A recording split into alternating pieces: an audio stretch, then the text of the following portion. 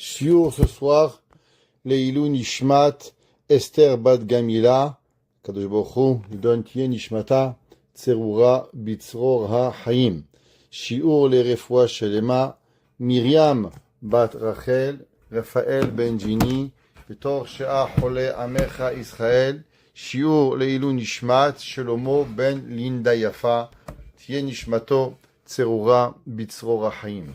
Alors, juste, on va répéter un peu la paracha de cette semaine, parachat Shelach Lecha.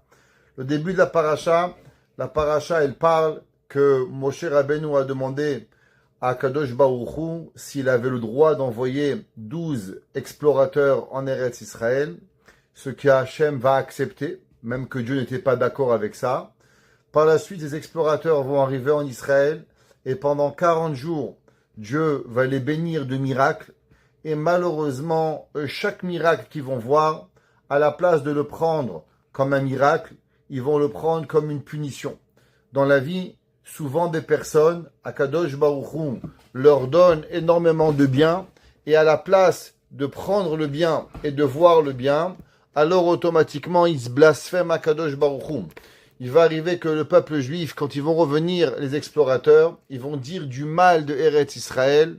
Le peuple juif va dire pourquoi Dieu est méchant avec nous, pourquoi Dieu nous fait souffrir, venons on repart en Égypte, et Dieu malheureusement, il va punir les hommes du peuple juif, et il va leur dire, puisque vous pensez que malheureusement j'ai été méchant avec vous, alors aucun d'entre vous ne verrait Eretz Israël, vos enfants le verront. Chachamim nous disent, qu'est-ce qui se passe avec les femmes? Est-ce que les femmes ont été punies où les femmes n'ont pas été punies? Nous dit le Kli Yakar, on voit quelque chose de très intéressant à travers les 40 ans dans le désert, que toujours les hommes se plaignaient de différentes choses, pourtant on n'a pas vu les femmes se plaindre. À l'inverse, on a vu les Benot Tselophrad, que les filles de Tselophrad, quand elles n'avaient pas de frères pour hériter leur papa, alors elles ont demandé de hériter Eretz Israël à leur place. Nous dit le Kli Yakar, c'est pour ça que les hommes vont périr dans le désert. À l'inverse, les femmes ne vont pas périr à cause qu'elles avaient l'amour de Eretz Israël. Intéressant de voir comment deux personnes peuvent vivre sous le même toit. Un peut développer un amour de quelque chose et l'autre non.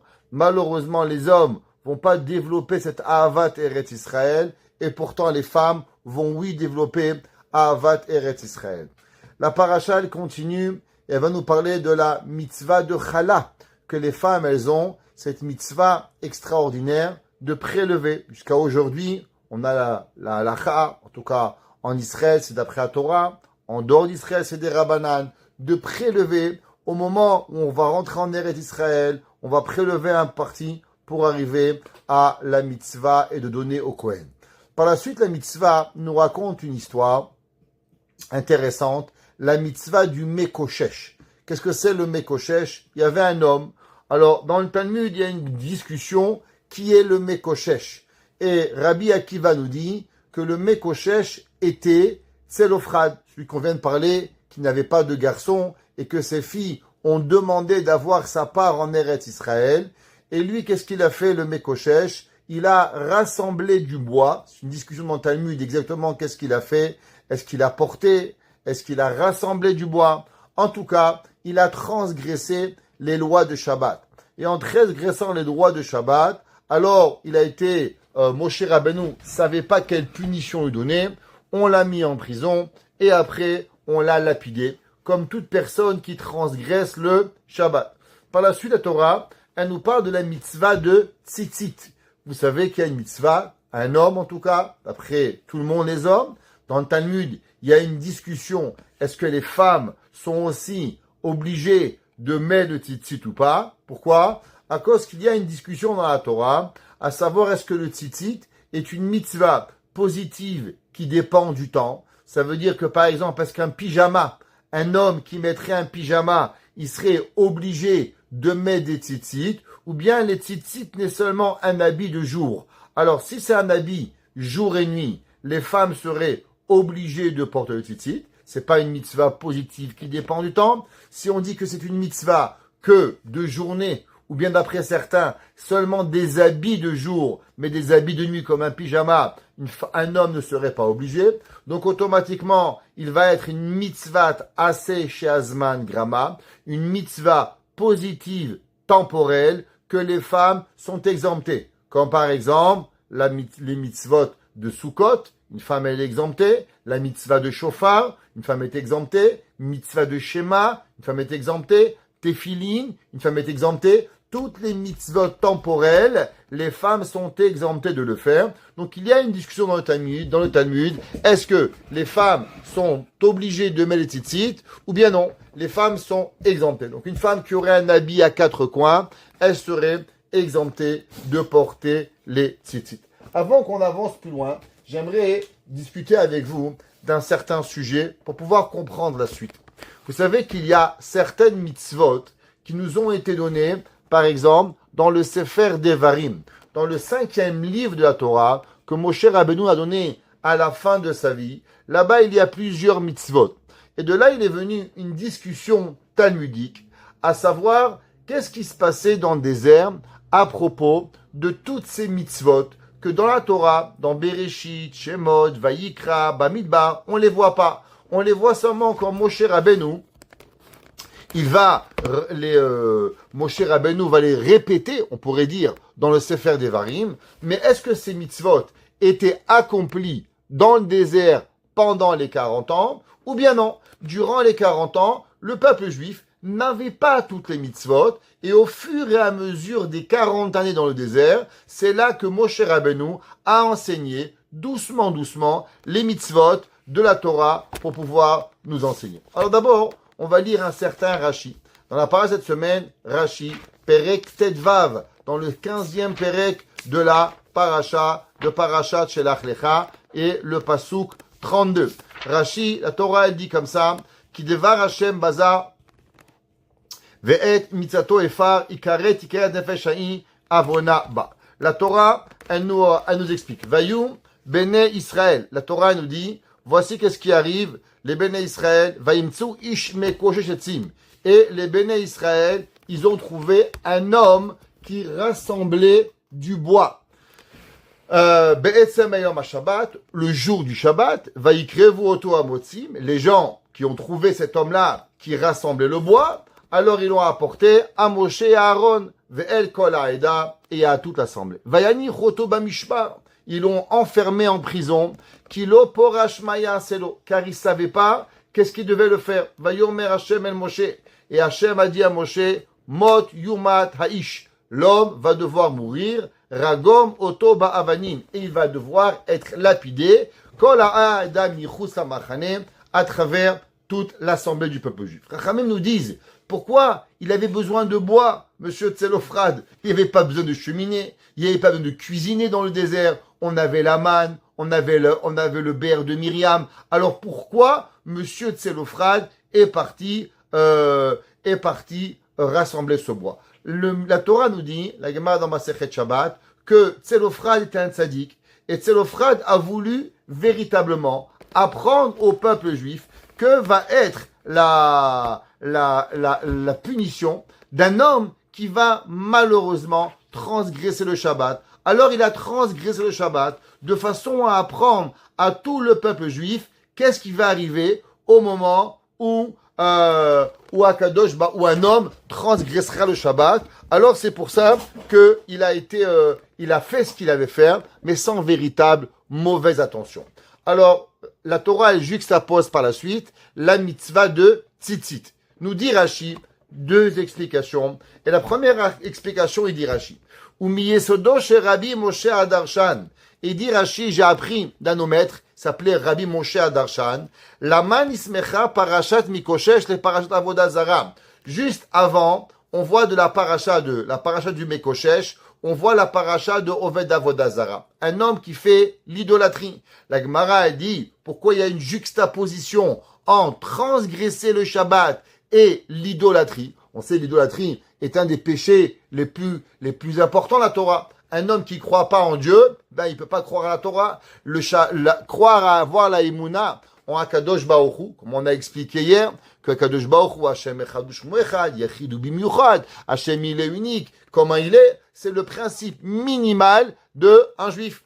Je dirais plus, que même dans les mitzvot, les 7 mitzvot noachites, la première mitzvah qu'un homme, que chaque humain sur terre a l'obligation, c'est de croire qu'il y a un seul Dieu, de pas croire au Big Bang, de pas croire à l'évolution, l'homme descend pas du singe, l'homme descend pas d'un cafard, ou je sais pas de quoi, Akadosh Baruch Hu, il nous a créés avec ses propres mains. Une expression, il n'y a pas de main de Dieu, mais Hachem a créé l'homme, Hachem a créé le monde de zéro, yesh me'ayin, quelque chose de rien, c'est Hachem qui l'a créé. Donc, dit la Gemara de Masechet Chulin, quelle est la juxtaposition entre les péchés de Avodah Zarah et l'histoire de Monsieur Tzelofrad qui a transgressé Shabbat. Nous dit la Gemara, She'amechalet ha-Shabbat ke'oved Avodah Zarah. Un homme qui fait pas le Shabbat, qui transgresse le Shabbat, il est aussi grave qu'une personne qui fait Avodah Zarah. Vous savez que dans la Torah,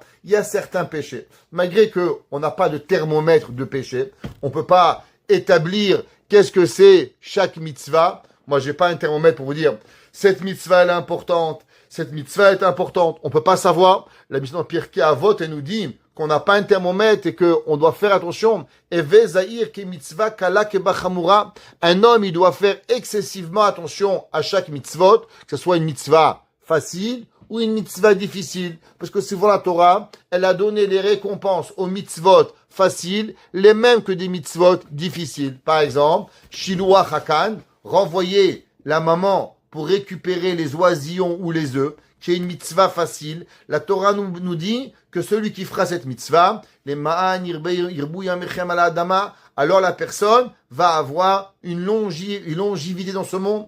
Pareil, la mitzvah de kibud avaim, respecter ses parents, kabed et avicha ve'et imecha, et tu respecteras ton père et ta mère, les ma'an irbu yamechem. La Gemara demande comment c'est possible que 2 mitzvot, une facile et une très difficile, et ils ont la même récompense, les manirbu yemechem el adama, afin que l'homme a la longévité sur la terre. La réponse, on ne connaît pas toujours les mitzvot, on ne connaît pas l'importance des mitzvot, donc on doit faire attention à chaque mitzvah. On ne peut pas se dire, ça là c'est rien, ça là c'est grave, ça je fais attention, ça je fais pas attention. Comment on peut savoir les mitzvot? Pourtant, il y a certaines mitzvot dans la Torah que on sait par facto qu'elles sont excessivement importantes, et ces mitzvot, elles ont des répercussions halachiques. Par exemple, un homme qui croit pas en Dieu, ben c'est fini. Alors, il fait pas partie du judaïsme. Comment tu veux être juif sans croire à Kadosh Baruch Hu? T'es juif par ta mère.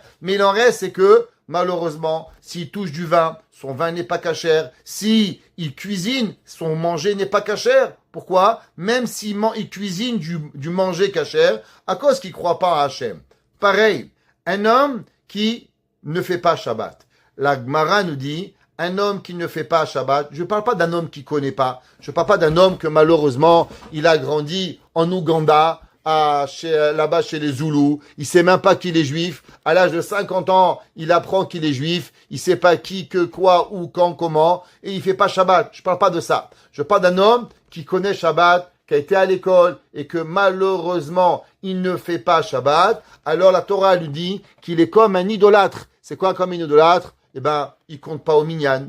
On peut pas boire son vin. On peut pas manger son manger. On peut pas lui faire confiance. Il peut pas être témoin dans un mariage. Et il y a énormément de répercussions à un homme, malheureusement, qui ne fait pas Shabbat. Le Shabbat fait partie intégrale de la Emouna en Akadosh Baruch Hu. Et la Gemara, elle dit, chez Afi, pareil, le Shabbat, chez Kula Kechol Mitzvot. La Gemara dit, vous savez, pour pouvoir commencer la Torah, qu'est-ce qu'il faut? Croire en Dieu. Un homme, il croit pas en Dieu, même s'il honore son père, sa mère, il fait Shabbat. Mais si tu penses pas que c'est Hachem qui t'a donné ces mitzvot, alors c'est pas des mitzvot. Vous savez, je vais vous raconter une petite histoire. J'avais un homme, je pense qu'il est décédé maintenant, je dirai pas son nom, dans ma synagogue. Il venait tous les jours à la synagogue. Shacharit, Mincha, Arvit. Quand un homme parlait à la synagogue, chut, respect de la synagogue, il était très sévère. Il voulait pas qu'on parle au Kaddish. Il avait raison, pas qu'on parle à la synagogue. Mais un jour, il est venu me voir et m'a dit, Rabbi, vous savez que moi, je crois pas en Dieu? Je dis quoi? Il m'a dit oui, moi je pense pas que Dieu a créé le monde. Je pense que le judaïsme, c'est les hommes qui l'ont inventé pour pouvoir avoir une société. C'est que le gars, il faisait Shabbat, Kashrut, tout, mais il croyait pas en Hachem, Chas v'Shalom. La Gemara a dit à partir de ce moment-là, aucune des mitzvot n'a de la valeur. Parce qu'une mitzvah n'a de la valeur seulement et uniquement quand tu crois à Kadosh Baruch Hu. La Gemara a dit, pareil, Vechen ou Omer, c'est marqué dans Shabbat que celui qui fait Shabbat, alors les mitzvot, elles sont en importance. Il est comparé le Shabbat à toutes les mitzvot, comme c'est marqué dans Ezra. Ve'alhar Sinai yarata. Shabbat kochecha hodata lahem, et tu es descendu sur le Sinaï et tu leur as donné la loi du Shabbat. Dit les Rashi, attention, il y a une troisième mitzvah qui est considérée comme toutes les mitzvot. Avodah Zara, croyance en Dieu. Deuxième mitzvah de Shabbat, que elle est comparée à toutes les mitzvot. Troisième mitzvah, tzitzit. Dis la mitzvah. Yaakov, s'il te plaît, on est en cours. Dis la mitzvah. Ve'av parashat tzitzit. La même chose. La mitzvah de tzitzit, elle est comparée à toutes les mitzvahs de la Torah. Comme on sait, c'est marqué, va'asitem otam. Et kol mitzvotai. La mitzvah de tzitzit, elle est comparée à toute la Torah. Donc on a Avodah Zara, Emouna en Dieu, 2, Shabbat, troisième, mitzvah de tzitzit. On dit Rashi, les trois mitzvot sont comparés, ils sont juxtaposés pour nous apprendre l'importance des trois mitzvot. Tosfot, sur la Torah, ainsi que dans le Midrash, il a toute une autre explication. Pourquoi la mitzvah de tzitzit, elle a été juxtaposée à l'histoire de Chilul Shabbat du Mekoshesh. Nous dit Tosfot, vous savez, quand le Mekoshesh, il est arrivé, qu'il a transgressé Shabbat, alors, qui sait de mieux comme un avocat que Moshe Rabbeinu? Moshe Rabbeinu, comment il s'appelle? Le berger avec qui on peut faire confiance. Alors, il est parti chez Dieu et il a dit, Akadosh Baruch Hu, tu sais pourquoi le peuple juif, il a transgressé, pourquoi, Tzelophrad a transgressé Shabbat? Parce que le Shabbat, il y a une mitzvah que les juifs n'ont pas. Il dit, de quoi tu parles, Moshe Rabbeinu? Il a dit, Moshe Rabbeinu, à Kadosh Baruch Hu, tu sais que le Shabbat, les juifs n'ont pas les téphilines. Tous les jours, dimanche, lundi, mardi, mercredi, jeudi, vendredi, les 6 jours de la semaine, le peuple juif, il a les téphilines. Donc c'est facile de se rappeler Hachem. Je vous ouvre une parenthèse. Vous savez que jusqu'à à peu près le 10e siècle, jusqu'au 10e siècle, le peuple juif portait les téphilines toute la journée. Vous savez que d'après la Torah, les téphilines, c'est pas comme votre mari.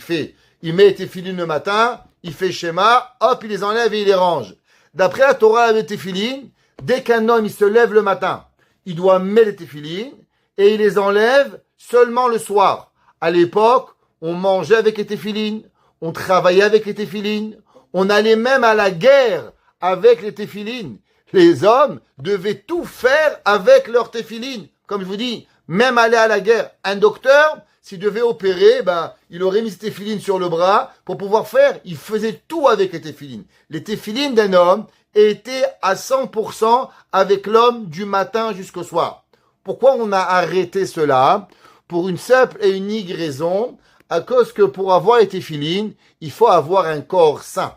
Faut pas qu'un homme, malheureusement, il a, excusez-moi du terme, le moindre mal au ventre, le moindre gaz, Dieu préserve, qui profanerait le nom d'Hachem. Juste pour savoir combien il y a de fois le nom d'Akadosh Baruch Hu dans la téphilines, 42 fois. Un homme qui met les téphilines, il pose sur lui 42 fois le nom de Akadosh Baruch Hu. C'est marqué Vedi Barta, bam, bam, valeur numérique 42. Pareil, comme Moshe Rabbeinu l'a demandé à Hachem, c'est quoi ton nom? Il lui a dit Eheye, Asher Eheye. Eheye, 21, et 21 fois dans le bras, et 21 fois dans la tête, le nom d'Akadosh Baruch Hu, en tout 42 fois d'Akadosh Baruch Hu. Avec l'exil, le peuple juif est devenu fragile, et c'est là qu'on a arrêté de mettre les téphilines toute la journée. Et depuis, on a l'habitude de les mettre seulement à la téphila du matin. Maintenant, il faut savoir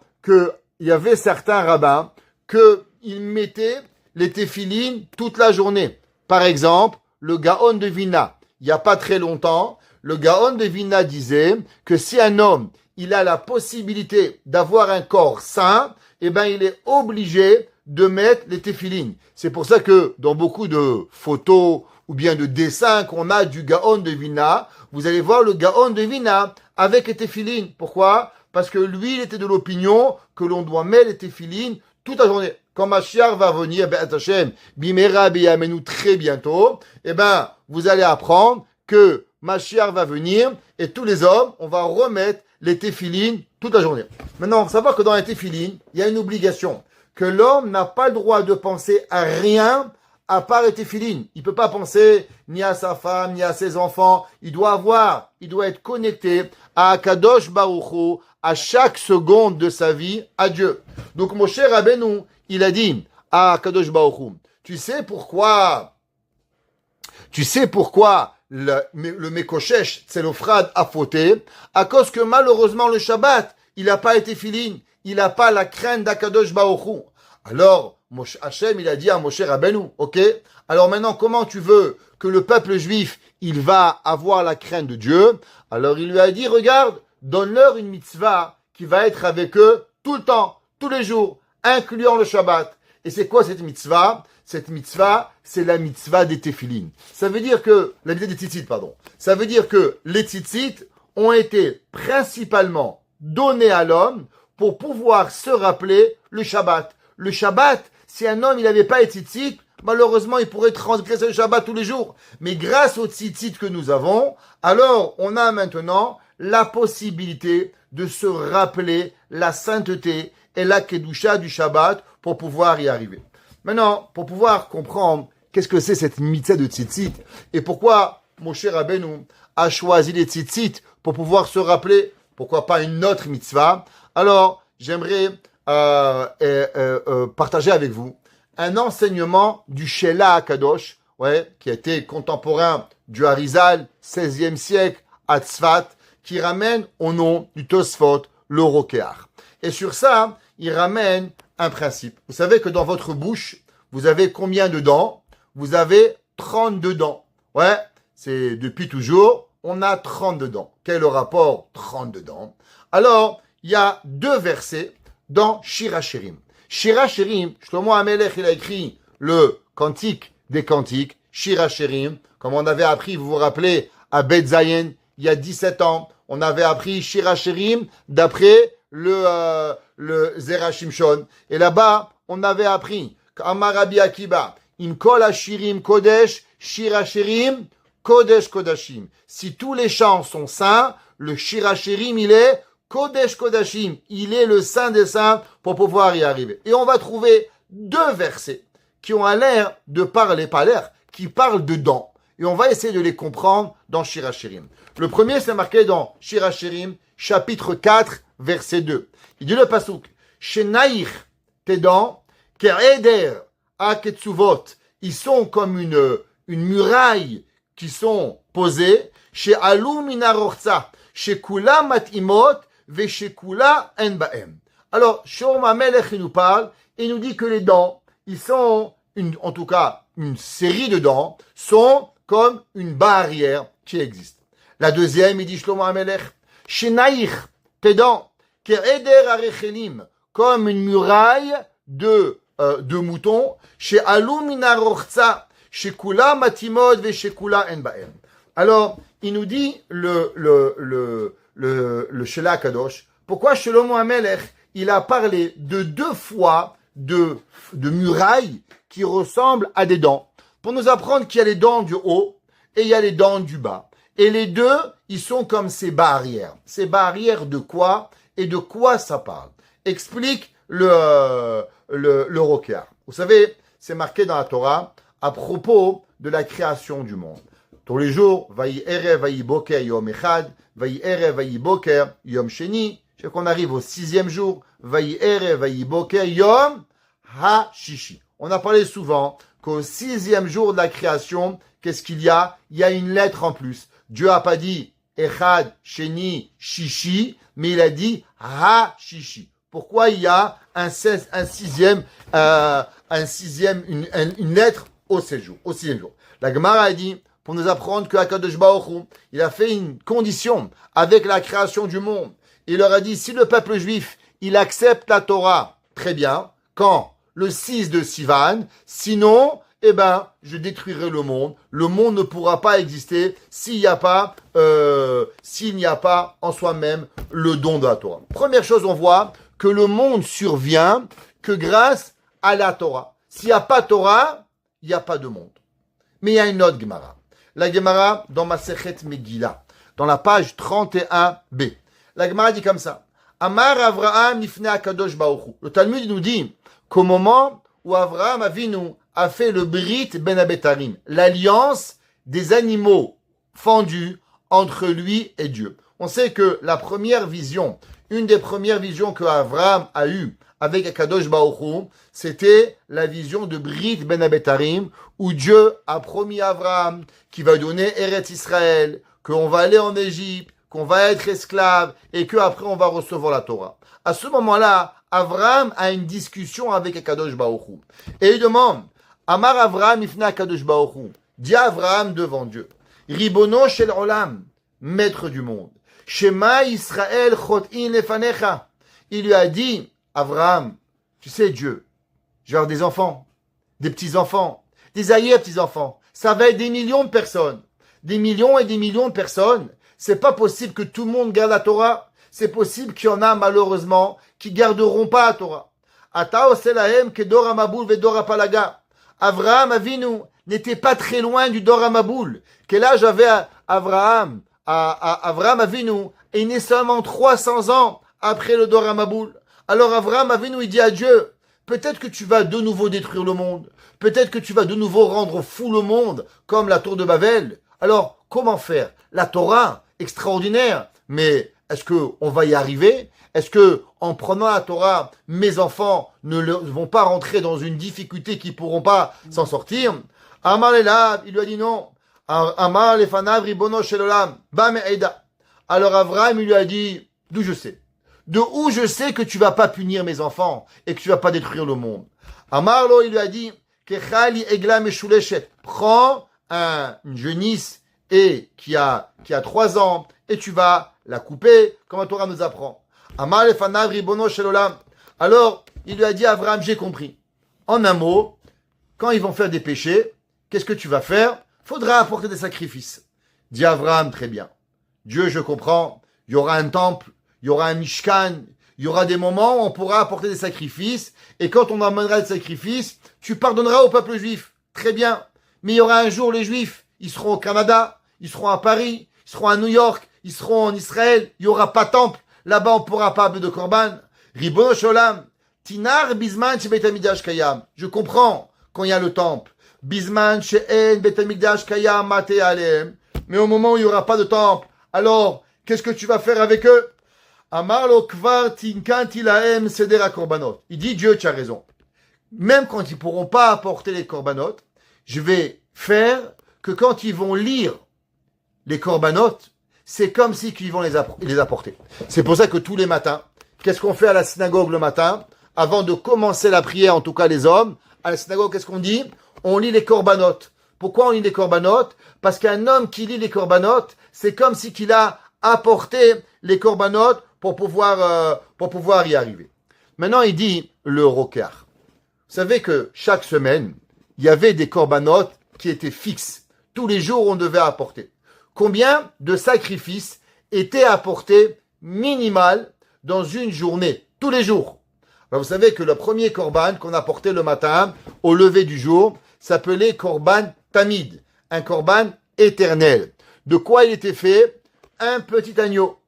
L'après-midi, tous les mêmes, on appelait korban tamid shel ben arbaïn. À quoi ils représentent ces deux sacrifices? C'est les sacrifices qu'on fait, un par rapport à la prière de Shacharit et un par rapport à la prière de Mincha. Donc tous les matins, on a amené un korban tamid et tous les matins, on a amené un korban tamid. Donc 2 korbanot par jour. Très bien. Maintenant, si vous faites 2 fois 7, allez, je suis gentil aujourd'hui, je suis pas difficile en mathématiques, ça vous savez au moins. 2 fois 7 vous fait 14. Maintenant, qu'est-ce que vous avez le Shabbat? Vous savez que le Shabbat, on a apporté aussi un korban moussaf. Le korban moussaf n'est pas un korban à part. Le korban moussaf, il est un surplus, c'est ce qui s'appelle moussaf. Le mot moussaf veut dire rajouter. On rajoute par rapport au korbanot de la semaine. Le Rambam, il écrit dans Sefer HaMitzvot, dans la mitzvah 41. Il dit le Rambam, c'est quoi le korban moussaf? Yish etzivanu leakriv korban bechol Shabbat. C'est un sacrifice que l'on doit apporter tous les Shabbats. Moussaf al tamid shel kol yom. Il rajoute sur les korbanot journaliers de tous les jours. Et s'appelle moussaf. Et qu'est-ce qu'on apporte? 2 agneaux. Alors venez, on recommence. 2 agneaux par jour, matin et soir. Fois 7, ça vous donne combien? Ça vous donne 14. Plus 2 korbanot que vous apportez le Shabbat. 14 plus 2, 16. Dit le Sheila, magnifique. C'est quoi 16? 16 représente une ligne de vos dents. Vos dents sont composées de combien? De 32 dents. 16 en bas, 16 en haut. Il dit, vous savez, c'est quoi la première racine de vos dents? Elle représente les 16 korbanot qu'on a portés journalièrement. 16. Très bien. Maintenant, il y a encore un autre chiffre 16 que je dois trouver. C'est quoi le chiffre 16 que je dois trouver? Alors, le chiffre 16 qu'on doit trouver, c'est par rapport à la Torah. Quel rapport la Torah et le chiffre 16?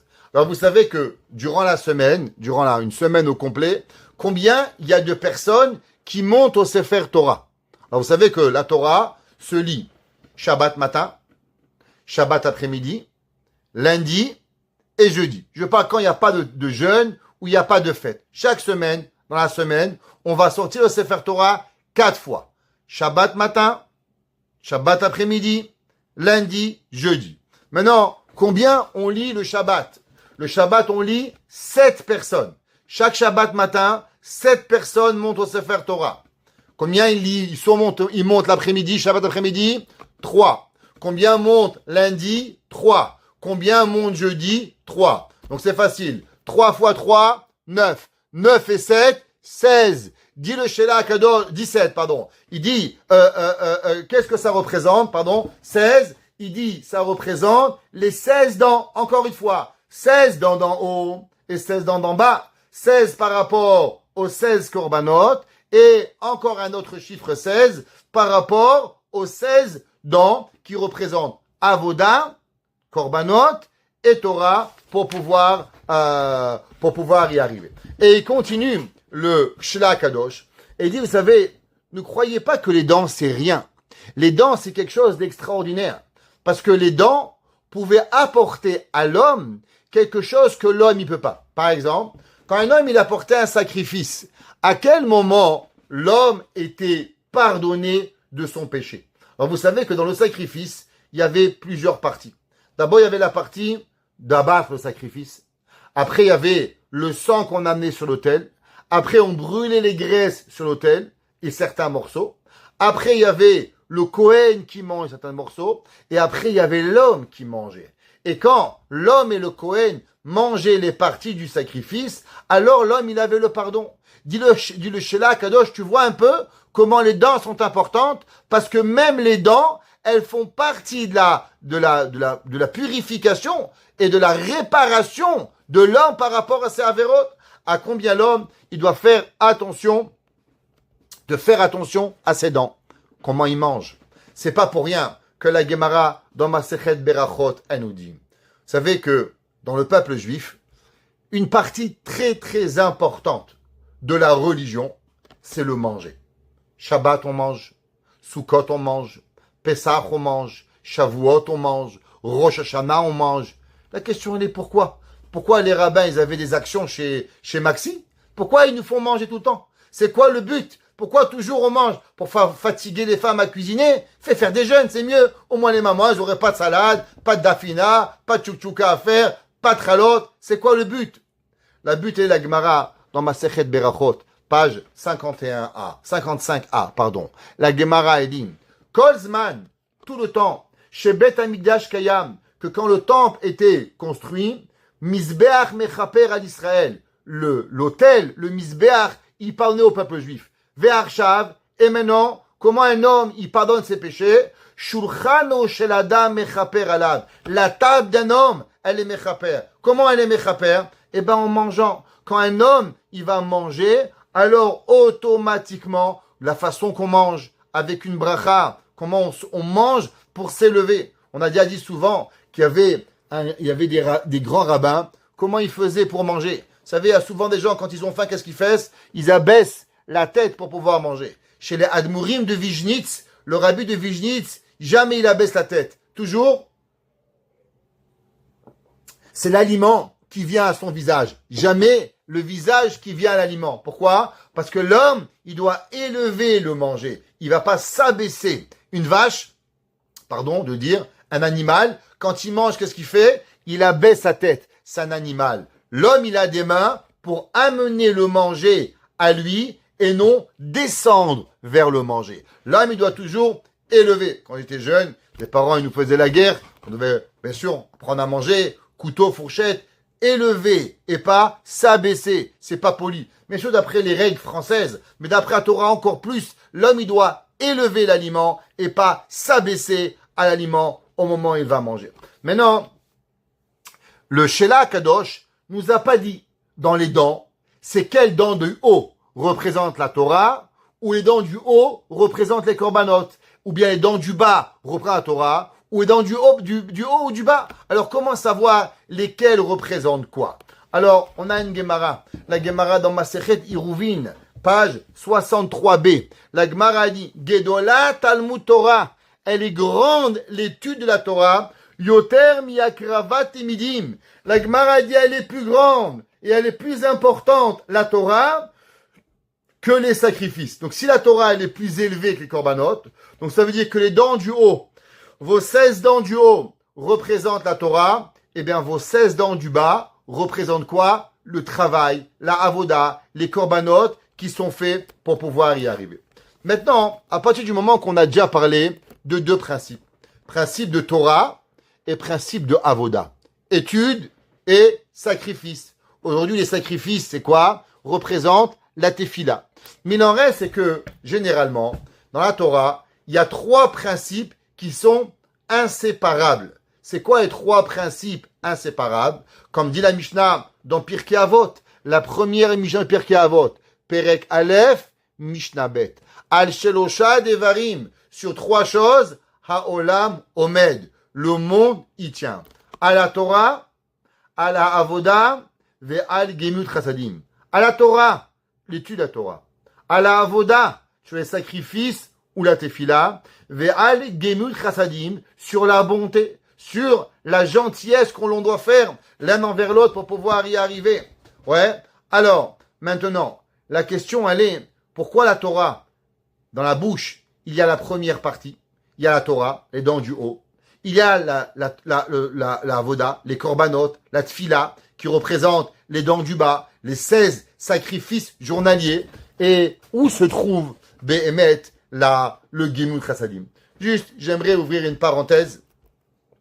Vous savez que un jour on a demandé à Rav Chaim de Volojine, et je le dis avec fierté parce que dans ce groupe de personnes qu'il a, elles accomplissent beaucoup de gens avec un amour extraordinaire pour ce que je vais expliquer, et avec fierté, je le partage avec vous.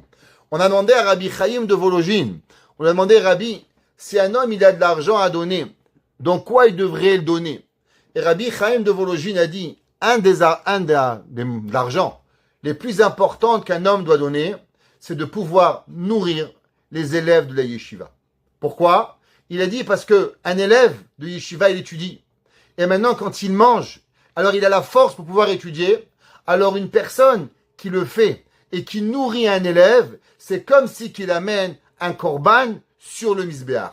Et en plus, grâce au korban qu'il amène, maintenant l'élève pourra étudier, alors automatiquement, il aura Torah et Avoda en même temps. C'est pour ça qu'il disait le Rabbi Chaim de Volojine que quand une yeshiva reçoit de l'argent, il faut savoir que Akadosh Baruch Hu, il donne l'argent il fait attention que l'argent la plus élevée, la plus cachère, elle va où?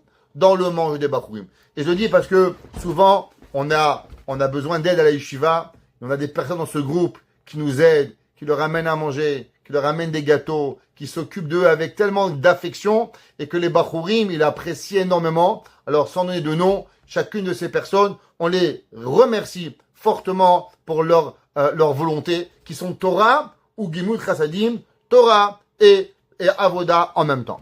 Il en reste, c'est que maintenant, où se situe la Gemilut Chassadim, le Chesed, dans la bouche, s'il y a Torah et il y a Avoda, alors où elle est Gemilut Chassadim, où elle va se trouver? Pour ça, on va étudier avec vous quelques lignes de la Gemara dans Masechet Ketubot. La Gemara dans Masechet Ketubot, page 111b, elle dit, c'est marqué à propos de la Beracha, que Avraham Avinu, il a donné à Yehuda, Chachlile enaim miyain, velavan, veleben shinaim mechalav. C'est quoi ce verset? Amar Rabbi Yochanan. La Gemara a dit, regarde qu'est-ce que Rabbi Yochanan il a dit. Tov al malbin shinaim lachavero. Un homme, tu vois ton ami, tu lui souris. Comment un homme il sait que tu lui souris? Quand il voit tes dents. Un homme il fait la tronche, il voit rien. Quand un homme il sourit, qu'est-ce que tu regardes? Ses dents. Il dit Rabbi Yochanan, Tov amalbin shinaim lechavero. Il est meilleur, il est mieux le sourire d'un homme. Yoter mimashkeu chalav. Un homme, tu lui sers le plus bon lait. 2%, 3%, au Canada 0%, moins 5%, de l'eau tranquille. Ouais, c'est pas grave. Mais il en reste, dit Agmara, faire un sourire à quelqu'un, c'est plus beau que quoi? Que le plus bon lait que tu donnes. D'où est-ce qu'on sait ça? C'est marqué Veli ben shinaim michalav. La Gemara dit Atikre le ben shinaim. Elle a liboun shinaim. La Gemara dit le blanc des dents, il est mieux que le lait. Une personne, vous savez, c'est quoi le plus important? Faire sourire à quelqu'un. Ça veut dire que quoi? Faire un sourire à quelqu'un, lui donner la vie, lui donner du chizouk. Des fois, vous voyez des gens, ils sont tristes. Vous les voyez, vous pouvez les laisser dans leur coin. Vous allez voir, allez, t'inquiète pas, tout va aller, ça va aller bien, tout va sortir. On sait pas, un petit mot, bonne journée mon ami, qu'Hachem soit avec toi, ça peut remonter une personne à fond pour pouvoir y arriver. Alors qu'est-ce qu'on voit? Que dans la bouche, qu'est-ce qu'il y a? Dans la bouche, il y a les dents du haut, 16 dents, représentent la Torah. Les dents du bas représentent le travail des corbanotes, les 16 sacrifices journaliers que nous avons. Et la blancheur des dents représente quoi? Représente la bonté, représente le sourire. Donc dans votre bouche, qu'est-ce que vous avez? Torah, Avoda, Gemilut Chassadim. Vous avez avec eux pour pouvoir y arriver qui sont là. Maintenant la Gemara dans Masechet Yebamot, elle nous dit que vous savez, on n'a pas vu à combien la Torah 16, le travail 16. Pourtant, la bonté, la Torah n'a pas donné un chiffre. Non, il faut savoir que la bonté, c'est pas seulement quelque chose d'aléatoire. La Torah, elle nous parle de la bonté et d'être gentil avec les gens. C'est un principe fondamental dans le judaïsme. Vous savez, à l'époque de David Amelech, il y avait un peuple qui s'appelle les Givonim. Qui étaient les Givonim? Étaient des juifs, une nation entière. Quand ils ont vu le peuple juif, la force de David Amelech, ils ont voulu venir se convertir. Toute une nation, le roi, la reine, les princes, les ducs, les duchesses, tous sont venus. David, convertis-nous au judaïsme. Vous savez, David Amelech, qu'est-ce qu'il leur a dit? Il leur a dit, je ne peux pas vous convertir. Il a dit, pourquoi? La Gemara a dit, à cause que vous êtes des Achzarim, vous n'avez pas de pitié dans vous. Et David Amelech, il dit, un des principes du peuple juif, le juif, il doit avoir des attributs. Qu'est-ce que ça veut dire des attributs? Les attributs, c'est quelque chose que nous avons génétiquement reçu en cadeau de nos parents. La Gemara dit comme ça. Shlosha simanim yesh be'uma. La Gemara a dit, vous savez comment on reconnaît le peuple juif? Il y a 3 attributs que le peuple juif, naturellement, il doit avoir. La Gemara dit harachmanim, ils ont la pitié. Habaishanim, ils ont la honte. Vegom le chassadim, et ils sont des gens qui donnent. La Gemara dit, d'où est-ce qu'on sait ça? Dirtiv, venatan lecha rachamim verachamecha virbecha. Ouais, la Gemara dit, tu vois que Kadosh Baruch Hu, il dit, venatan lecha rachamim. Dieu, il vous a donné la miséricorde. Dieu va donner la pitié. Un juif voit un homme, il s'arrête, il va. Je vous raconte toujours. Il y avait un jour un monsieur dans la Garden State Parkway. Il lui a eu un problème. Il avait une kippa. Il y a un juif qui s'arrête, qui lui demande, comment ça va, qui tu es? Il dit, je suis pas juif. Il dit, pourquoi vous avez une kippa? Il dit, ma mère, elle m'a dit, si tu as un problème sur la route, tu mets une kippa. Il y aura toujours un juif qui va s'arrêter. Un goy, il s'arrête pas. C'est comme ça la vie. Alors il a dit, moi je mets une kippa et toujours j'ai au moins 2-3 juifs qui s'arrêtent pour moi, pour pouvoir y arriver. Je suis parti cette semaine à New York et j'ai vu quelqu'un. Tout de suite, mon premier réflexe, est-ce que c'est un juif qui a un problème? Tout de suite. Ouais, il y avait, on s'arrête, on regarde, on va aider. Rachmanim. Hachem nous a donné un cadeau. Verichamecha. Et tu vas avoir la pitié. La Gemara demande Baïchanim. D'où est-ce que c'est qu'un juif, il peut pas avoir de la chutzpah. Ma grand-mère, quand ses enfants, ils étaient un petit peu effrontés, elle leur disait, mais comment vous pouvez être effrontés? Moi, je vous ai fait des enfants cachers. Moi, je suis parti au mikvé. Moi, je suis juive. Ma grand-mère, elle est juive. Comment vous pouvez être effrontés? Ma grand-mère, elle comprenait pas. Elle disait, mais c'est pas normal. Un juif peut pas avoir de la chutzpah. Bémet, la Torah a dit, c'est vrai, Baïchanim. D'où est-ce qu'on sait ça? C'est marqué le pasouk dans Shemot. Pourquoi Kadosh Baruch Hu a donné la Torah? Ba'avur tiye yirato al penechem. À cause que vous allez avoir la crainte de Dieu sur votre visage. Ça veut dire qu'un juif, Hachem, qui a été sur le mont Sinaï, il a la boucha. Il peut pas aller, il peut pas faire des choses qui sont atroces. La Gemara dit Gom le chassadim. Le juif, il a la facilité de donner. Un juif, il donne. Ouais. Les Québécois, combien ils donnent? 1%, 1,5%. J'ai un ami à moi qui travaille au gouvernement du Canada. Ouais. Et il m'a dit que quand il voit un Québécois qui donne 5% de ses revenus, tout de suite une enquête. Mais quand il s'appelle Cohen, Lévi, Israël, il dit ça va, c'est un juif, c'est normal, il est fou, il donne 10%. Il dit ça fait partie de la culture. Il a dit à un gars, il donne 2%, on fait une enquête, c'est pas normal, il blanchit l'argent. Un juif, c'est un maboul, ça va, c'est normal, il est fou. Qu'est-ce que tu veux chez lui? Ouais, Gom le chassadim. La Gemara demande d'où est-ce qu'on sait? Parce que c'est marqué à propos de Avraham Avinu. Les man asher yetzav et banav et beto acharav. La Torah dit parce que je sais que Avraham Avinu, il va donner à ses enfants la suite. Ça veut dire qu'un juif, il est génétiquement Baïchan, Rahman, Gom el chassadim.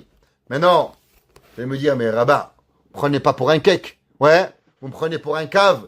Il y a des gens, des juifs avec des grandes kippotes comme ça. Ouais, des papillotes grandes comme ça. Et ils sont pas Baïchan, ils sont pas Rahman, ils sont pas Gom le chassadim. La première réponse à donner, c'est sûrement qu'il y a dans sa généalogie un qui n'est pas juif. Malheureusement, c'est comme ça. Le Rambam, il écrit qu'il y a certains traits de caractère que si un homme, il les a pas, alors il faut se poser des questions s'il est juif.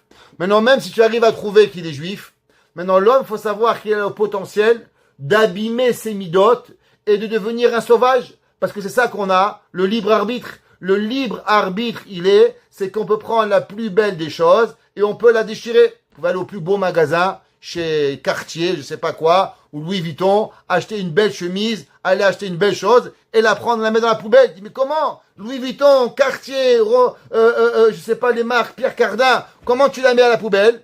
On peut tout faire. L'homme, il a le pouvoir de salir tout ce qui lui est possible de pouvoir y arriver. Maintenant, regardez cela. La Gemara, qui c'est qui nous a dit que le sourire, il est plus important que tout? Rabbi Yochanan. Maintenant, la Talmud, la Mishnah en Pirkei Avot, dans Perek Bet, elle nous dit que Rabbi Yochanan, il avait 5 élèves. Et à ces 5 élèves, il leur a dit, Tseou, sortez, Ur'ou, et allez voir. Ezei derer tova shidabek ba'adam. Rabbi Yochanan, il a dit à ses élèves, allez voir dans le monde. C'est quoi la bonne midote? Qu'est-ce que l'homme, il doit, pour aller voir, doit se coller? Quel est le bon chemin pour pouvoir y arriver? En un mot, Rabbi Yochanan, il a demandé que l'homme, il va regarder, c'est quoi le bon trait de caractère que l'homme, il va avoir. Et la Gemara dit que chacun des élèves est parti dans le monde et il a trouvé, il va rapporter une mida. La Gemara dit Rabbi Elazar, Omer Ayin Tova. Rabbi Elazar, il a dit un bon œil. Il y a des gens qui te disent, ah, t'as acheté une voiture, waouh, ouais, tu es riche. Demain, craque, la voiture, elle explose. T'as foutu un œil terrible. Il a dit Rabbi Lazare, un bon œil. Sois content pour lui. T'as une nouvelle voiture, Mazal Tov. T'as un nouveau costume, que tu le portes en santé, que tu vis vieux avec, que t'en as dit 10. L'homme, c'est quoi un bon ami? Le bon ami, c'est pas qui vous fout l'œil. Le bon ami, c'est celui qui a un œil positif sur vous. Quand vous avez quelque chose, il est là, il vous regarde positivement. Il n'est pas avec un œil critique. Ah, il s'est acheté une montre. Ouais, ben tu sais, il aurait mieux dû donner à sa femme. De quoi tu te mêles? Tu es au courant de ce qui se passe. Aïn Tova, juste regarde bien. Rabbi Yoshua l'a dit, Chaver Tov, avoir un bon ami. Vous savez, un bon ami, c'est très rare dans la vie. Souvent dans la vie, on a combien? Un seul ami, pas 10. Elle dit à Mishnah, Kane lecha chaver, et un bon ami. Il a dit Rabbi Yoshua, comment un homme il va dehors, c'est quoi la bonne mida? Sois toi le bon ami. Tais-toi, accepte, fais, donne. Il n'y a pas longtemps, il y a un garçon, il était en chidour avec une fille. Et il demande à la fille, je veux que tu aies A, que tu as B, que tu as C, que tu as D, que tu as E et que tu as F. Il avait la liste de toutes les demandes qu'il avait. Il me dit, Rabbi, vous savez, alors elle a A, mais elle n'a pas B, elle a C, mais elle n'a pas D, elle a E, mais elle n'a pas F. Je dis, je comprends. Et toi, tu as A? Non. Tu as B? Non. Tu as C? Non. Tu as E? Non. Tu as F? Alors pourquoi tu demandes tout? La réponse, c'est que c'est pas un bon ami. Parce qu'un bon ami, ce que toi, tu demandes sur les autres, tu te demandes d'abord à toi-même. Toi et A, toi et B, toi et C, et après tu demanderas sur les autres. Une bonne personne, elle s'oblige à elle-même, elle n'oblige pas les autres. Rabbi aussi Omer, Shachen Tov, un bon voisin. Si vous voulez avoir la vie pourrie, croyez-moi, au Canada, il y a des listes de personnes qui ont déménagé à cause d'un voisin pourri. Moi, j'ai un cousin à moi, à ma femme, il a acheté une maison magnifique. Il a rénové la maison, peut-être la maison 3 millions de dollars. Depuis le jour où il a mis le pied dans la maison, le voisin, il a rendu la vie noire.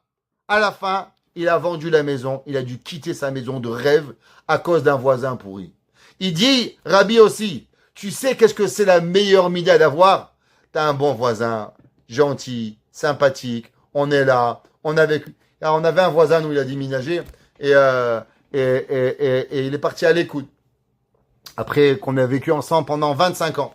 Alors cette semaine, un rave de l'écoute, il m'a appelé pour un sujet, et il m'a dit, bonjour, j'aimerais vous parler.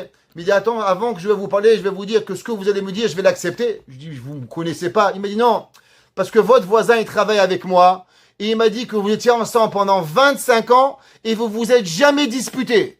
Deux gars qui arrivent avec vivre ensemble pendant 25 ans, il m'a dit, je vous connais pas, mais vous devez être un gars bien. Parce que sinon, c'est pas possible. Donc, sachez, monsieur le Rav, ce que vous allez me dire, je vais accepter. Shachen Tov, un bon voisin, c'est la vérité. Ou bien il vous pourrit la vie, le voisin, ou bien le voisin, il a. Rabbi Shimon Omer, Haro et Anolad. L'homme qui est capable, pas seulement de voir le bout de son nez, mais de prévoir les choses, voir les conséquences qui vont t'arriver. Rabbi Lazar ben Arach, il dit, Lev Tov, un bon cœur. Rabbi Ochanan, il a dit, des 5 choses, qu'est-ce que moi je vois? Je vois ce qu'il a dit Rabbi Lazar ben Arach, que quoi? Que quand un homme il a un bon cœur, alors il a tout. Il a Ayin Tova, il a Shachen Tov, il a Roet Anolad, il a tout ce qui existe. Un homme, c'est quoi le principal? C'est d'avoir un Lev Tov. Un Lev Tov, c'est la meilleure chose qui peut arriver, que la personne va arriver. Et il dit Rabbi Obadiah Barthénora. Qu'est-ce que ça veut dire Lev Tov? Un bon cœur. Et il dit, les filles chez Alev, ou Amenia, l'école chez Arakochot. Il dit, vous savez pourquoi un homme, il n'a pas des bons yeux? Pourquoi un homme, il n'a pas un bon ami? Pourquoi un homme, il n'a pas un bon voisin? Pourquoi un homme, il se bagarre avec tout le monde? Une seule raison, il dit Barthénora. Lev Tov. Un homme qui a un bon cœur, tous les midot, elles vont avec. Un homme qui n'a pas un bon cœur, alors automatiquement, il n'a pas. Vehu ameko, shemimenu novim kol hapeulot. Tout ce que l'homme, il fait, d'où ça vient? Tout ça vient d'une seule chose. Lev Tov. Alors maintenant, vous allez comprendre qu'est-ce qu'il dit le Béné Issachar. Rabbi Tzvi Elimelech de Dinov, neveu de Rabbi Elimelech de Lizinsk. Il dit pourquoi nous avons 49 jours de Sfirat HaOmer. Vous savez que de Pesach à Shavuot, nous avons combien de jours? 49 jours de Sfirat HaOmer. Maintenant, pourquoi Hachem a choisi 49 jours? Alors on dit parce que chaque jour, on doit arranger une des midas. Le Bnei Issachar, il dit, vous savez c'est quoi la valeur numérique de 49? C'est la valeur numérique de Lev Tov. Lev 32, Tov 17. Pour t'apprendre comment un homme il devient avec des bonnes midotes, ça prend une seule chose, Lev Tov. Quand un homme il a un bon cœur, alors automatiquement les midotes, elles vont arriver pour pouvoir. Et le Lev, le cœur, ça nous provient de qui? Ça nous provient de Avraham Avinu. Que Avraham Avinu, il nous a donné et il nous a inculqué cette mida d'avoir midat chesed pour pouvoir arriver. Comme c'est marqué, Rabbi Yochanan, il dit Tov Amabin Shnaim, l'homme qui sourit, alors il est mieux que tout ce que l'homme il peut arriver et il va recevoir pour arriver. Maintenant, il faut savoir de où Rabbi Yochanan il a appris ce concept de Lev Tov. De où Rabbi Yochanan il a dit que sourire à un ami, c'est mieux que tout. Alors, vous savez tous que Rabbi Yochanan n'a pas eu la vie facile. Rabbi Yochanan a eu 10 enfants et chacun de ses enfants est décédé. Le dernier enfant, Dieu préserve, il est mort, fondu dans une bouteille. Il y avait un jour une grosse casserole et le bébé il est tombé et il a fondu et de ce bébé il est resté qu'une seule dent. Et Rabbi Yochanan, avec tous ces malheurs qu'il avait, avec la dent qu'il avait, il avait fait un collier. Et quand il voyait un homme qui était triste, il lui disait, Din Garma de Ashirabir, regarde mon ami, tu as de la difficulté, mais pire que moi, tu as pas. Et j'arrive à avoir un sourire. Alors il rendait les gens avec le sourire. Rabbi Yochanan, il a dit, comment un homme, il peut surmonter les difficultés. Comment un homme peut avoir tout ce qu'il peut, seulement avec une seule chose, avec la vérité de faire un sourire. Souvent, l'homme, il pense à ses problèmes. Il n'arrive pas à voir, mais s'il regarderait les problèmes de l'autre, alors peut-être que les problèmes de l'autre seraient 10 fois pires que les siens, alors il serait content. Rabbi Yochanan, il a dit, souris mon ami, tu sais pas ce qui t'arrive dans la vie pour pouvoir y arriver. La Gemara a dit que Kiata Rav Dimi, il y avait un jour Rav Dimi, il est arrivé, Amra, Knesset Israël, elle a dit le peuple juif à Akadosh Baruch Hu, Ribono Shel Olam, Ramuz Benecha de Basis Mechamre. Il lui a dit, souris-moi, ouais, et donne-moi un petit peu une bonté. Alors il lui a fait montrer ses dents de joie, alors il était heureux. Et il lui a dit, ah, j'ai compris maintenant ce que Rabbi Yochanan il a dit, qu'un sourire est plus important que tout ce que l'homme il peut arriver. Parce que l'homme qui mérite de faire sourire à son ami, alors Akadosh Baruch Hu, il lui sourit. Vous savez qu'est-ce que ça veut dire? On dit souvent dans la vie, qu'est-ce qu'on cherche? Une chose. Siyata d'Ishmaya, l'aide du ciel. Qu'Hachem vous aide. La Gemara a dit, vous savez comment vous pouvez avoir l'aide du ciel en permanence? Très facile. Souriez à chaque personne que vous rencontrez. Un homme, il se lève le matin, il a mal au dos, il a mal à la tête, il a mal aux pieds, il a chaud, il fait froid. Ouais, pas important. Il y a un gars en face de toi. Il n'est pas intéressé à savoir tes problèmes. Il n'est pas ton psychiatre. Il n'est pas ton médecin. Il n'est pas ta femme. Il n'est pas rien. Juste donne-lui un sourire. Et avec ça, il va être heureux pour le reste de sa vie. Tu auras peut-être une journée catastrophe, mais au moins tu auras fait sourire quelqu'un. La Gemara dit celui qui fait sourire quelqu'un, sourire quelqu'un, Akadosh Baruch Hu, il va lui faire sourire et Akadosh Baruch Hu lui sourit. Maintenant, vous savez que dans les tzitzit, chaque tzitzit, combien elle a les tzitzit? Les tzitzit, ils ont chacun 8 fils. Donc il y a 8 fils à droite, 8 fils à gauche, 8 fils derrière droite et 8 fils derrière gauche. Donc maintenant, votre tzitzit, combien il a de fils devant? Votre tzitzit, il a 16 fils devant et il a 16 fils derrière. Qu'est-ce que ça vous représente? Les 16 fils devant et les 16 fils derrière, eh bien ça représente les 16 dents de devant et les 16 dents de derrière. Devant, vous avez la Torah, qui sont les 16 montées du Sefer Torah, et vous avez derrière vous les 16 fils qui sont arrivés pour pouvoir arriver à ce que l'homme il puisse grandir et avancer. Maintenant, qu'est-ce que ça représente ces 16? Alors vous savez que dans les tzitzit, la Torah dit comme ça, Ur item oto, et vous allez les voir, Uzchartem, et vous allez vous rappeler, et kol mitzvot Hashem, tous les mitzvot d'Akadosh Baruch Hu, va'asitem otam, et vous allez les faire. Velo tatouru, et vous n'allez pas vous détourner, ahare levavchem, derrière votre cœur, ve'ahare enechem, et derrière vos yeux. Asher atem zonim aharehem, que vous, malheureusement, vous vous détournez vers eux. Rashi, il explique la Torah, un verset qu'on dit au moins 2 fois par jour, le matin et le soir, dans Kiryat Shema. Si on fait Shema à la mita, 3 fois par jour, la parade de Tzitzit.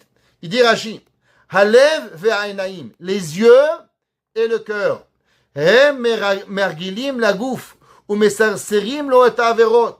Les yeux, ils sont les explorateurs du corps pour pouvoir faire fauter l'homme. Ha'ain ro'a, l'œil regarde, ve'alev chomed, et le cœur, il a envie. Ve'hagouf oset averot, et le corps, il fait. D'abord, ça commence par quoi? Par l'œil. Tu vois quelque chose chez ton ami, après tu l'envies, et après Dieu préserve. Tu peux même vouloir tuer ton ami pour avoir l'objet qui va arriver. Et le Yerushalmi. Le Yerushalmi dit quelque chose incroyable. Le Yerushalmi dans Masechet Berachot. Et il dit comme ça. Akadosh Baruch Hu, Omer lekol echad mi-Israël. Je vous le traduis. Dieu, il dit à chaque juif, écoutez, Imatem notnim li et libecha ve'enecha. Si tu me donnes ton cœur et tes yeux, an yodea she'ata sheli. Ça veut dire que Dieu, il dit, il y a des gens, ils se disent juifs, religieux. Il dit, ok, pas de problème. Moi, j'aimerais savoir comment on détermine un homme religieux. C'est comment? Parce qu'il a des papillotes? Parce qu'il a une barbe? Parce qu'il a une grande kippa? Comment on sait? Il dit le Yerushalmi, 2 choses. Tes yeux, est-ce que tu arrives à les garder? Et est-ce que ton cœur, tu arrives à le garder à Dieu? Dia Kadosh Baruch Hu, celui, Dieu dit, celui qui sait fermer ses yeux quand il faut, celui qui a un bon cœur. Alors moi, je sais que quoi? Que Akadosh Baruch Hu, il est, toutes les mitzvot sont à lui. Dieu dit, m'appartient, et automatiquement, il appartient à Akadosh Baruch Hu. Donc on a les titis devant, on a les titis derrière, qui représentent le cœur de la personne, et le cœur, il va arriver. Donc dans les titis, on a 16 et 16, 16 devant Torah, 16 derrière Avoda, et ensemble, ça fait 32. 32 valeurs numériques de quoi? Lev Tov. Donc on a maintenant Torah, Avoda, Gemilut Chassadim, pour pouvoir y arriver avec la personne. Maintenant, juste quelques secondes avant que je vous laisse, ça fait des années que je me pose une question. Chaque Shabbat, en allant à la synagogue, on dit à sa femme, Shabbat Shalom. La femme, on dit Shabbat Shalom. La vérité, vous vous bagarrez chez vous? Je me bagarre pas chez moi. Pourquoi Shabbat Shalom? On est en fusil là, on est Iran, Irak, Tel Aviv, Shalom. Pourquoi tu me dis Shalom? Shabbat Tava, un bon Shabbat. Shabbat Naïm, Shabbat plaisant. C'est quoi la raison pourquoi le Shabbat, on dit Shabbat Shalom? Tous les jours, vous dites Boker Tov, Erev Tov, Yom Tov, Yom Naïm. Vous dites pas à votre épouse Yom Shalom, Erev Shalom, ouais, Yom Tov. Même quand c'est la fête, vous dites Chag Sameach. Vous dites pas Chag Shalom. Alors pourquoi Shabbat, on dit Shabbat Shalom? Bon, il y a quelqu'un qui va me dire, rabbin, vous savez, parce que le Shabbat, c'est très stressant, et le vendredi, c'est la guerre à la maison, on se bagarre tous les vendredis avec ma femme, bon, à la fin, on fait la paix. Vendredi soir, Shabbat Shalom, allez, trêve de paix. Bon, mesquin, il est malade, qu'est-ce que je vais faire avec lui? Mais, Baruch Hashem, on est des gens civilisés, je connais pas beaucoup de familles où le Shabbat, le vendredi, c'est la guerre. Baruch Hashem, c'est sympathique, on cuisine, on a le sourire, on mange, on est heureux avec notre femme, nos enfants, nos invités. Alors pourquoi tous les Shabbats, on se souhaite Shabbat Shalom? C'est quoi ce Shalom qu'on se souhaite? Tous les Shabbats dans votre prière, vous dites Vetaher libenu le'ovdecha be'emet. On dit à Kadosh Baruch Hu, s'il te plaît, purifie mon cœur pour que je te serve à Kadosh Baruch Hu avec vérité. Pourquoi on dit à Kadosh Baruch Hu, ouais, Vetaher libenu le'ovdecha be'emet. Vous savez que le Shabbat, comment il s'appelle le Shabbat? Shabbat, il s'appelle Yom HaShevi'i. C'est marqué Zachoret Yom HaShabbat de Kadesho, Shetimim Ta'avod, comme Artecha Yom HaShevi'i, Shabbat Hashem Lokecha. Le Shabbat, il est be'emet le jour du 7e. C'est quoi le jour du septième? Alors, parce que d'abord, le septième jour, c'est là qu'on finit les 15 montées de la Torah, comme on a expliqué. Donc, qu'est-ce qui se passe à Shabbat? Shabbat, on a BME déjà le jour où on finit la Torah, où on finit les sacrifices. Donc, le Shabbat, on dit, Vetaher libenu, purifie notre cœur. Pourquoi? Parce que quand est-ce que le cœur, il va devenir un Lev Tov? Eh ben, le Shabbat, avec la Torah, les 16 montées. Le Shabbat, on va finir avec le sacrifice de pouvoir y arriver qui va venir. Mais il y a quelque chose de beaucoup plus profond. Vous savez que le Shabbat, c'est marqué que tous les jours de la semaine, le pasuk qui dit Sheshet Yamim Te'aseh Melacha.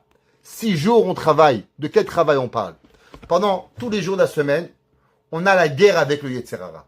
Tous les jours, fais pas, mange, mens pas, bois pas, mens pas, actionne pas. Toute notre vie, on est quoi? Tous les jours, on a une guerre qui se fait dans notre tête.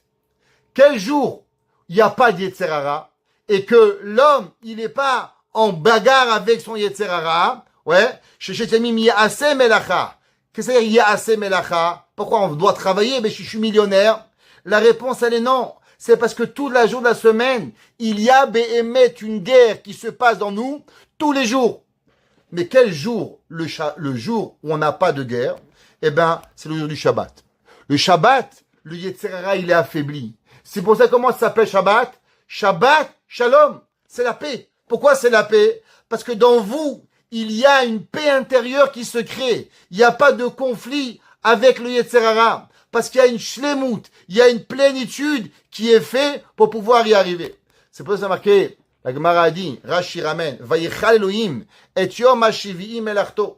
Et Hachem, il a fini le 7e jour. Rashi dit, mais Hachem, il n'a pas travaillé le 7e jour. Qu'est-ce que Hachem, il a fini le 7e jour? Qu'est-ce qu'il dit? Oui, il manquait la menoucha, il manquait le repos. Qu'est-ce que ça veut dire qu'il manquait le repos? Parce que toute la création du monde, tous les 6 jours, il y a ce conflit intérieur qui existe dans nous. Et quand est-ce que ce conflit, il arrive et il disparaît?